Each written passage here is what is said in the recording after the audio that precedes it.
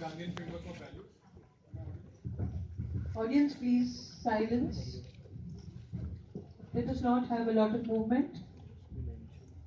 We will begin. If you settle down, it distracts the participant.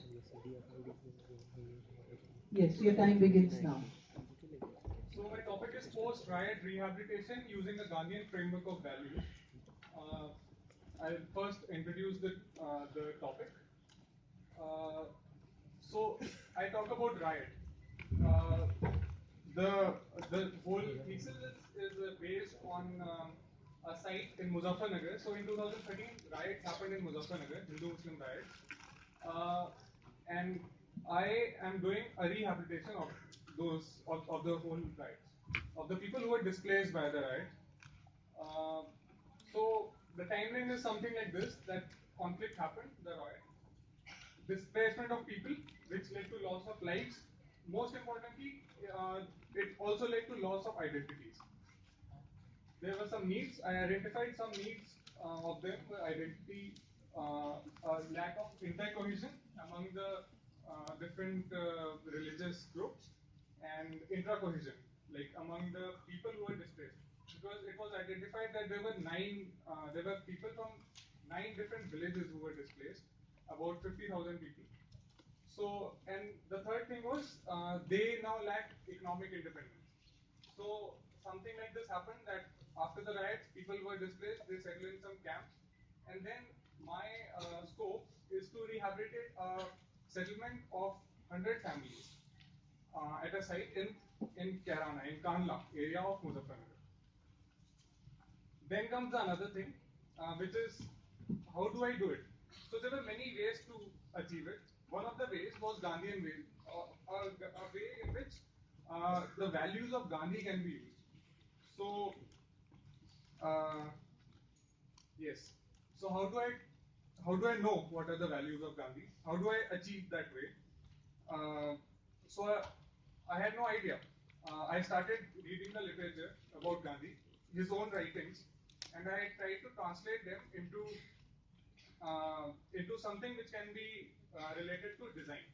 So I did literature studies. I met different people who were doing it, different people from different walks of life. Uh, and the third thing was I studied buildings. Some of them which represented the Gandhi's own thought, and some other buildings which I will talk about. So this was a basic process of translating the interviews into something useful that I can get. This is a theory in which I do all the I jot down all the important notes, and I do certain coding out of it. So I get certain points like process of building, ethics, equality, gender equality, relationships, artisan and architect's relationship, and some things similar. So all the things which are common, वो उनको मैंने अलग रखे. Then I studied the buildings. So some of the buildings that I studied were Gandhi Smarak in Ahmedabad itself, Gandhi Bhavan in Chandigarh, which is designed by Perez Jemre, Rock Garden in Chandigarh, and Hunashala campus. So since I stayed at Hunashala campus for some months, I was pretty much aware of it. So I उन सबको मैंने divide किया अलग अलग चीजों में जो जो इन्फ्लुएंसेस निकली. One was building materials. Since Gandhiji always talk about Swadeshi, there's a quote of him in which he says that like the material of my houses should come from within 5 mile radius of the house. This he said to Laurie Becker. So I just try to jot down all the materials. Um, so Gandhi Smarak is almost made up of all the local material, local bricks. Then Gandhi Bhavan is made up of concrete. So all these things, I had certain influences. One very interesting thing about Gandhi Smarak in Ahmedabad was Gandhiji always talks about simplicity. So how do you translate simplicity into design? So one of the things that Charles Correa did was he translated it into form. So he used simple forms, simple cuboidal forms and pyramidal forms to make his building. So all the inferences, I got all the inferences and then I tried to translate them into design. So this is the whole framework, and I simplified it to another level. So I get certain points which says equality, simplicity, process, process being important than the product, openness. For example, how do you make openness in architecture? So multi-purpose spaces can be one of the options. Openness by scale it can be one of the options. Truth. How do you translate truth into design? So truth of materials, like using exposed materials, can be one of the options. Rejection of ornaments, which Laurie Baker said, it is also one of the options.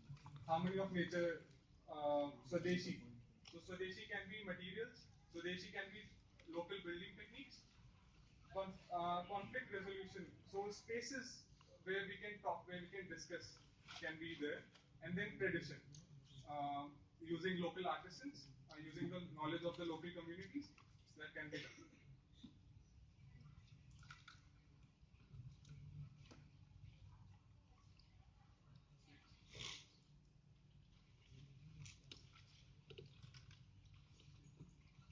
So I generated certain patterns. I was also referring to Christopher Alexander's pattern language at that point of time. So things which were related in the Gandhian framework, I used them here, and then I also generated my own patterns there.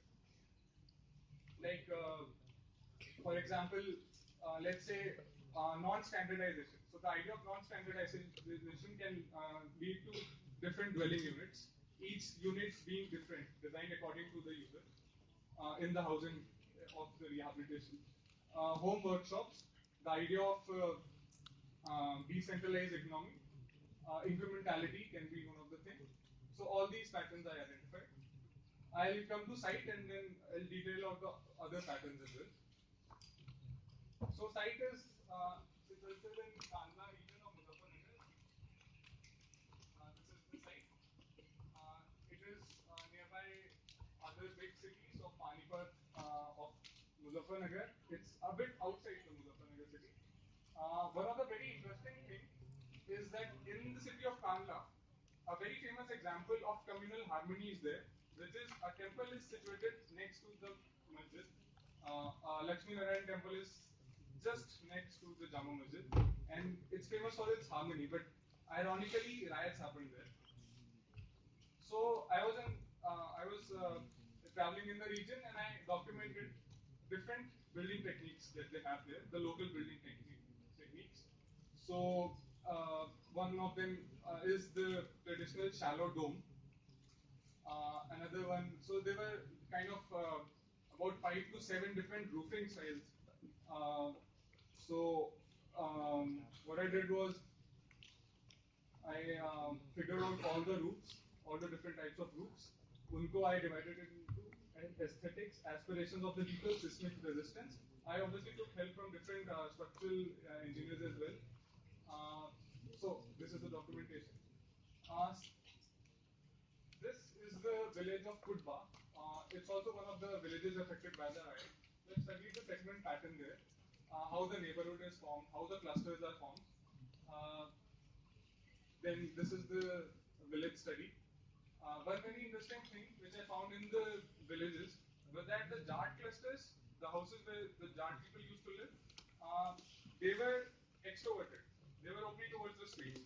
But then the Muslim clusters, they were introverted. They were opening to a courtyard. And this particular rehabilitation I'm doing for 100 Muslim families because they were the worst affected people there. Build analysis. This is the site actually. So I have this is the first pond, this is another pond, and I have a madrasa on my site as well. There's a road which divides the site. Uh, Vegetation and network study. This is the first pond. That's the road. This is another pond. This is the madrasa. So some influences were taken out from them. There's another very interesting thing in human and cultural study that I did. That madrasa, there's a visual point which links the madrasa with the temple there. So something with the community can be designed there. But then what is to be built on the site finally? So dwelling units is one of the things. So I documented the traditional houses that they have there. I figured out certain local because we always take the standards which are in the books, but then there are certain local standards of the people. So noted down all the local standards. For example, the toilet seat is always perpendicular to the direction of Kaaba there. So that is the standard of the people that they follow. Then converting them into clusters, identified certain clusters, certain number of houses, which was common. Then building innovation center, uh, which can be a place for inter-cohesion of the communities. So the people living around the community, around the place, can also come. The language of design, as I told earlier, was identified into different categories: cluster, neighborhood, communities, materials, and units. So this is how I started to design the settlement using magnets as my models. Uh, this was the whole process. Ultimately, I got certain uh, settlement pattern. Then there were three site plans because since I'm saying non-standardization, there cannot be one single site plan. So I kept on improving the site plan along with the people, and then finally I get this. I later analyzed it, and in terms of percentage of open space circulation, community spaces, plots, house area, and I finally like this was the final plan. This is the space for rural innovation, which contains building workshops, uh, woodworking center, where people from different communities can come together. This is the place. These are all the housing units. Each cluster is different. Each house is different, built according to the people. For the scope of thesis, I designed one single demonstration cluster in detail. So, studied the spatial arrangement of the place, how the front rooms, then the courtyard, then the inner rooms are there. Uh, I made a kit of elements, the local elements which are found there, in terms of arches, roof, window, doors, different types of doors, different types of flooring. Then these are certain people with which I worked. So they had their own ideas of design, they had their own notions of design. So we sat together and we tried to figure out how they want their design to be, how they want their home to be. So Shehzad is one of the person. He is a brick-kiln worker, so he had certain requirements. Mumina is a single mom, uh, and she had a buffalo as well, so we had to design for buffalo. Then house of Rahisu. Rahisu is a fairy wala, but then he wants to start a shop. So and his house is at the corner of a cluster. So some special arrangement for the shop is done. And then Sajid is a woodworker. So place for his instruments is there. So this is the site plan, and all the people are accommodated in this single cluster. And this is the 4 meter space. This is a 5 meter, 3 meter space, and then this is how the cluster evolves. These are the elevations, some details. So since each house is different and each user's needs are different, so everything is designed according to them. Like Momina is a single mom, she also wants to teach children. So we have a blackboard in the cluster itself where children from other places can come. Some of the sections. Then Rural Innovation Center, which is here. It contains certain workshops, follows the language, which was identified earlier. That's the section of the whole center, using the same building techniques that were found there. But there's always a scope of evolution. So we are not. I'm just not just restricting everything to what was there, but also to something which can be modified according to the needs of the people. That's then this is the space for decisions. This is a place between the madrasa and the community center. I haven't designed the community center, but allotted a place for it. So it is a place which is between religion and the community on a pedestal where important decisions can be taken place. So this is the plan of it. Small meetings can be done here. Large gatherings can like this thing can be combined for large gatherings. And then there are groups for poles, for Shamiana poles. So at a meter of at a distance of 2.5 meters each. So you can add tents whenever necessary. So small meetings can be taken place, big meetings can be taken place, places of shade. This is all the language that I earlier identified, and that's the detailing of it. This is the place. That's the madrasa. That's the community center. This is all the housing. Thank you.